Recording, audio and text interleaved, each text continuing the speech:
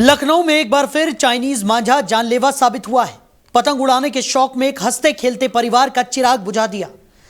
हैदरगंज ताल कटोरा फ्लाईओवर पर स्कूटी सवार युवक की गर्दन चाइनीज मांझे से कट गई और मौके पर ही उसकी मौत हो गई। इस घटना के बाद मुख्यमंत्री योगी आदित्यनाथ ने सख्त रुख अपनाते हुए बड़ा ऐलान कर दिया है।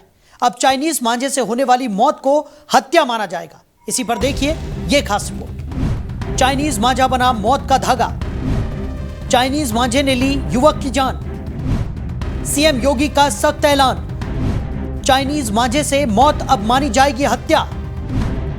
एनजीटी की रोक के बावजूद बिक रहा चाइनीज मांझा। लखनऊ के दुबग्गा इलाके के रहने वाले 33 वर्षीय मोहम्मद शोएब अपनी स्कूटी से जा रहे थे। शोएब एक दवा कंपनी में मेडिकल रिप्रेजेंटेटिव के तौर पर काम करते थे और रोज की तरह काम से जुड़े सिलसिले में घर से निकले थे।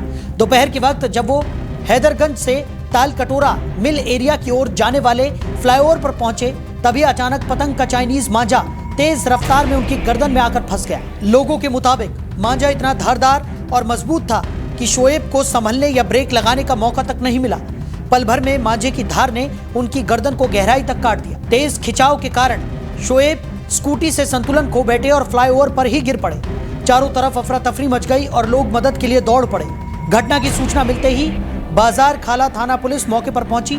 शोएब को गंभीर हालत में तुरंत ट्रॉमा सेंटर भेजा गया। इस दौरान पुलिस ने परिजनों को भी घटना की जानकारी दी। हालांकि अस्पताल पहुंचने से पहले ही शोएब की हालत बेहद नाजुक हो चुकी थी। इलाज के दौरान डॉक्टरों ने उन्हें मृत घोषित कर दिया। मोहम्मद शोएब अपने परिवार के इकलौते कमाने वाले सदस्य थे। उनके परिवार में पत्नी फौजिया, 7 साल की बेटी बुशरा, 2 साल की मासूम बेटी इकरा और बुजुर्ग मां आबिदा बानो है। शोएब के पिता का कई साल पहले ही इंतकाल हो चुका था। अब इस परिवार के सामने आर्थिक और भावनात्मक संकट गहरा गया है। घर में मातम पसरा हुआ है। यह घटना पुलिस और प्रशासन के उन दावों पर गंभीर सवाल खड़े करती है जिसमें कहा जाता रहा है कि चाइनीज मांझे की बिक्री पर पूरी तरह से रोक है। कोर्ट और राष्ट्रीय हरित अधिकरण यानी कि एनजीटी पहले ही सिंथेटिक और नायलॉन मांझे पर पूरी तरह प्रतिबंध लगा चुके हैं। इसके बावजूद राजधानी में यह जानलेवा मांझा खुलेआम बिकता रहा। घटना पर मुख्यमंत्री योगी आदित्यनाथ ने गहरा दुख और नाराजगी जताई है। सीएम ने पुलिस महानिदेशक और गृह विभाग को सख्त निर्देश जारी करते हुए कहा कि अगर प्रतिबंध के बावजूद बाजार में चाइनीज मांझा बिक रहा है तो ये बेहद गंभीर लापरवाही है। मुख्यमंत्री ने साफ कहा कि अब चाइनीज मांझे से होने वाली मौत दुर्घटना नहीं बल्कि हत्या मानी जाएगी। मुख्यमंत्री के आदेश के बाद उत्तर प्रदेश के सभी जिलों में पुलिस अलर्ट मोड पर आ गई है।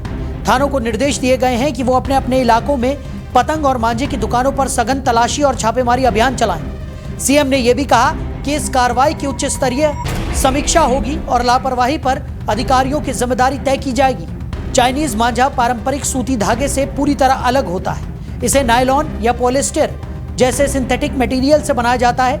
इसकी धार को और खतरनाक बनाने के लिए इस पर कांच के बारीक कण, एल्यूमिनियम, स्टील और टंगस्टन कार्बाइड जैसे मेटल पाउडर की कोटिंग की जाती है। यही वजह है कि यह इंसानी मांस, नसों और यहां तक कि गर्दन तक को काट देता है। चाइनीज मांझे की बिक्री और उपयोग पर्यावरण संरक्षण अधिनियम 1986 की धारा 15 के तहत पूरी तरह प्रतिबंधित है। इसके तहत दोषी पाए जाने पर 5 साल तक की जेल और 1 लाख रुपए तक जुर्माने का प्रावधान है। बीएनएस की धारा 188 के तहत 6 महीने तक की सजा या जुर्माना भी हो सकता है। साथ ही पशु क्रूरता निवारण अधिनियम 1960 की धारा 11 के तहत भी कड़ी सजा का प्रावधान है। लखनऊ की यह घटना एक बार फिर चेतावनी है कि चाइनीज मांझा एक खेल का सामान नहीं बल्कि जानलेवा हथियार बन चुका है। सरकार ने अब सख्त कदम उठाने का ऐलान कर दिया है, लेकिन असली सवाल यही है कि क्या अब जमीन पर भी कानून उतनी ही सख्ती से लागू होगा या फिर किसी और घर का चिराग बुझने के बाद फिर यही सवाल उठेंगे। Bureau report, daily 24 Bharat.